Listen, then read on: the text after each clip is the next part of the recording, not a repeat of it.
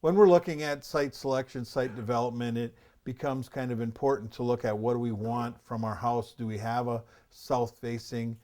Can we not get a south facing? We bought a lot that faces north with a hill to the south. How do we take and move this house on this lot to be the most perfect setting of what we want? Do we want to optimize view, or do we want to optimize for energy? If we have a lot of glass facing north, we get a lot of energy loss.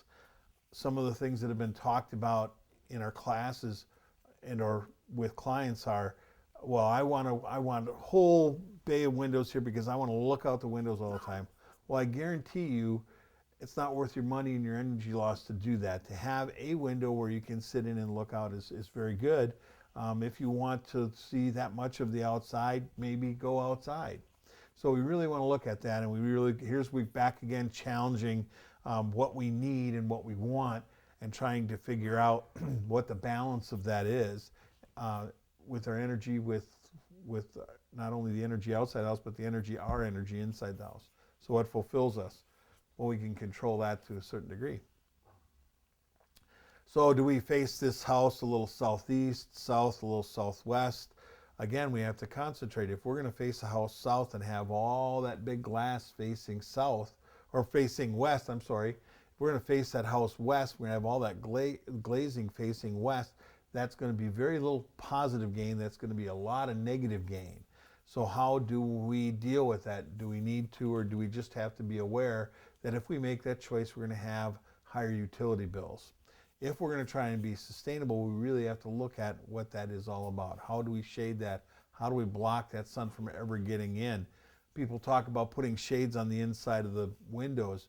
Marvin has just started, and Pella a number of years ago have created either blinds between the glass, Pella had, and now Marvin has one that's on the outside of the glass.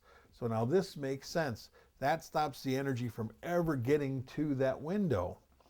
So many times when we take and we have our sun out here,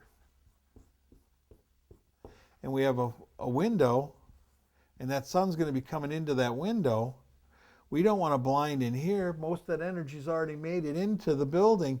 It's just held behind the shade that's on the glass. It might have been stopped here instead of here, but now it's going to hold it. That energy is still in the building.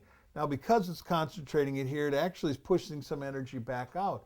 Do we want that heat buildup on that window? Is that going to degrade the window? And that in that way, we do save a little bit. Now, if we can take and put the louvers and the shades out here so that sun never gets to the building in the summertime, we can alleviate that. I have a mechanical contractor that did a bid on a house, and he bid out a certain size of an air conditioner. And when they built the house, the homeowner comes back and says, well, how come this house can't cool?